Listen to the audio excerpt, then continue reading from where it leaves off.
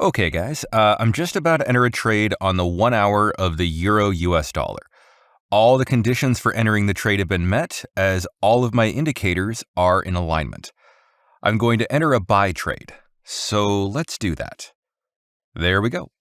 I've set my take profit target up here, and my stop loss is down here. And now we're going to wait to see how this trade plays out, so I'll come back to this shortly. And I'm back just to check on progress, and I see price is moving nicely upward, and all the signals are still in alignment, so I'll be back to check on it again.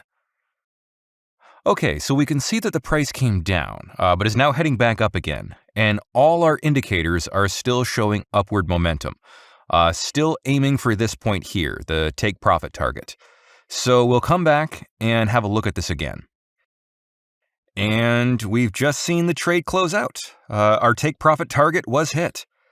We entered the trade here, and we exited the trade there. And we can see here that that was a $3,050 nice easy trade. Thanks for watching.